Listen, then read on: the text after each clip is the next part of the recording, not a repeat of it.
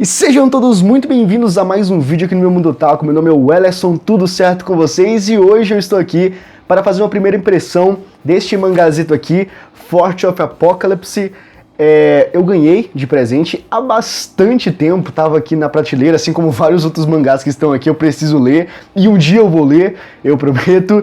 E enfim, desta vez, o escolhido foi Forge of Apocalypse, que é um mangá de survival, né, um mangá de zumbis, e, bom, não tem muito o que comentar acerca de histórias de zumbis, eu acho que a gente está bastante saturado quanto a este gênero, né? Mas, enfim, eu quero comentar sobre a história desse mangá, o que acontece aqui. Não vou dizer que, nossa, é interessante, é absurdo, porque se você viu no mínimo 2 ou 3 filmes de zumbis, eu acho que você já pode resumir bastante o que é esse mangá aqui. Mas enfim, tem suas peculiaridades e eu vou comentar com vocês, beleza? Então, sem mais delongas, vamos comentar sobre este mangá aqui.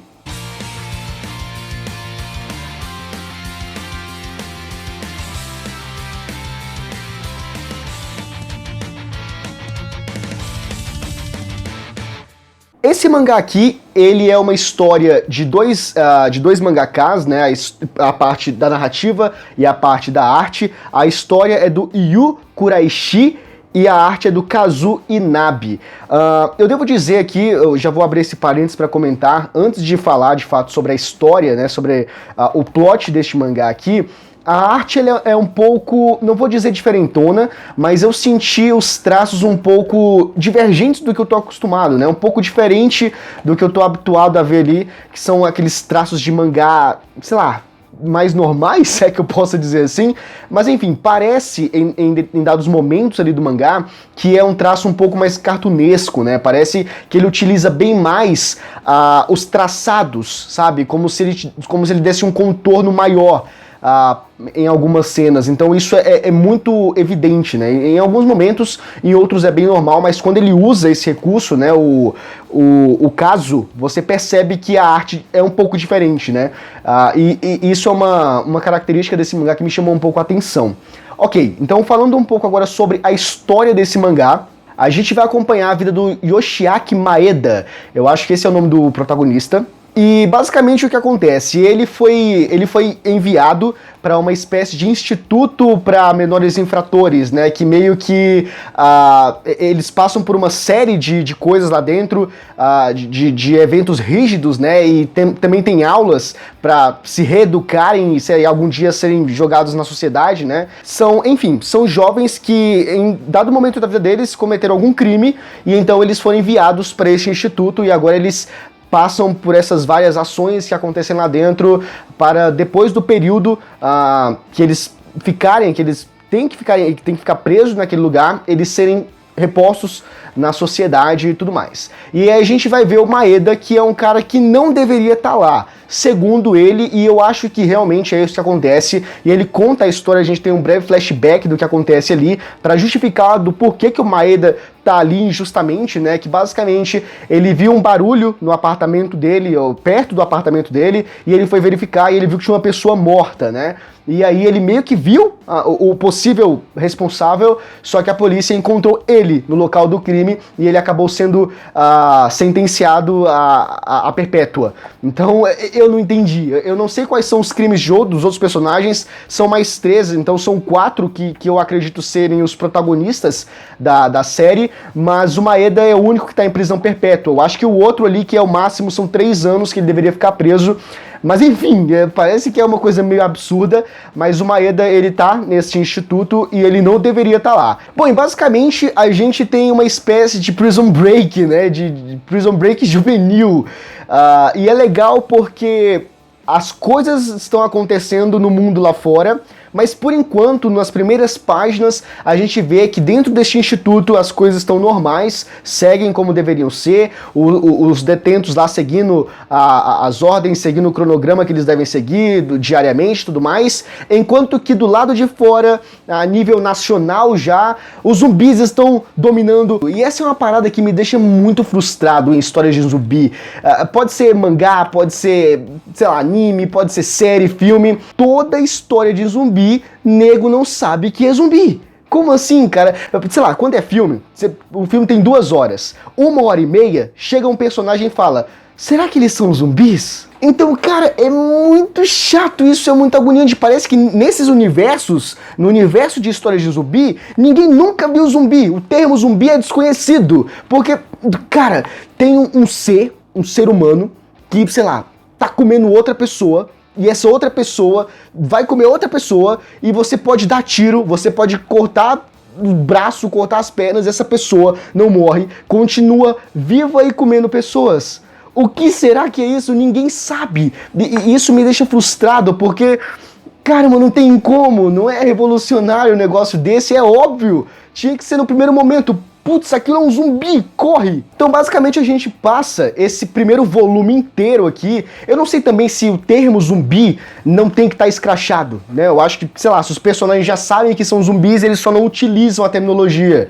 Não sei. Mas enfim, eu acho que pouparia bem mais tempo, sei lá, eu não sei os próximos volumes, é a primeira impressão, esse aqui é a primeira impressão do primeiro volume, eu não sei se nos próximos volumes o termo zumbi de fato vai aparecer, mas poderia poupar, né, seu leitor, no primeiro volume aqui apareceu o primeiro monstro, alguém já fala, putz, é zumbi. Mas enfim, acontece que o Japão está sendo tomado por essas criaturas que estão matando todo mundo, e lá na instituição as coisas parecem que, né, ainda estão tranquilas. E a gente tem meio que um contador, todo início de capítulo e final de capítulo, de, por exemplo, na instituição tem 144 pessoas, e aí morre 4, tem 140 pessoas. E aí isso sucessivamente, só que eu acho que, eu não sei se isso é tão importante, ao ponto de, no início eu achei que a história iria se passar dentro dessa instituição, e aí até chegar, até restar somente um personagem, só que eu não sei se isso é tão importante pra história, porque chega um ponto onde esses 4 personagens, eles saem da instituição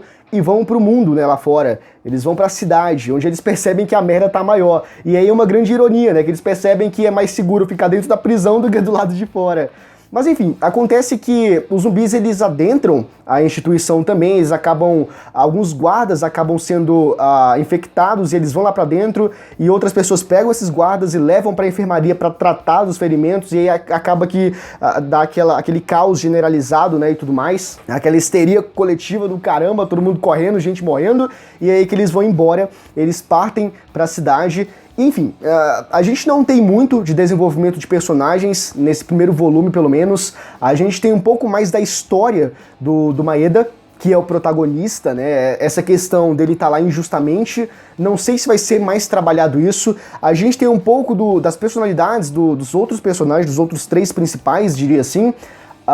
Basicamente a gente não tem tanto assim, mas alguns ficam um pouco mais escrachados, de, por exemplo, o cara que é o gênio. Ele simplesmente é um personagem super inteligente e ele menospreza todas as outras pessoas porque ele não acredita que as outras pessoas têm um intelecto tão avançado quanto o dele, né? Então, basicamente isso. E a gente tem outro que é meio altruísta, né? Ele gosta de ajudar os outros, só que ele é meio caladão na dele. Enfim, esses são os personagens que têm esses atributos mais escrachados, né? Que tem mais altivez ali, que a gente consegue perceber sem que haja de fato uma história ali sobre eles pra gente poder tratar melhor esses personagens. Mas de resto a gente não tem muito primeiro volume, né, e tudo mais. Eu acho que foi só pra apresentar mais o caos, pra apresentar tudo isso acontecendo, né, essa história dos zumbis e tudo mais. E aí a gente chega no final desse mangá aqui, no final desse primeiro volume, e a gente se depara com uma cena muito emblemática, que é uma cena onde existe uma pilha de corpos, que até no momento que eles estão andando na cidade, eles avistam essa pilha de corpos. Eles até se questionam, né, que, meu Deus, tá cheio de terra ali, devem estar fazendo obra, alguma coisa assim do gênero, e aí eles chegam, eles se aproximam mais, eles percebem que é uma pilha de corpos, né, de vários zumbis ali.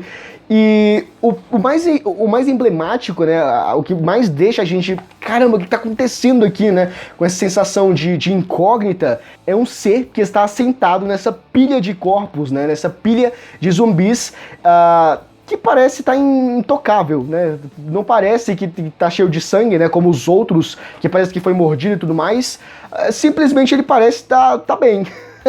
E eu não sei quem ele é ou o que ele é, não sei se ele é o líder, não sei se ele é o motivador de tudo isso, né? Bom, eu acho que aí a questão é continuar lendo, né?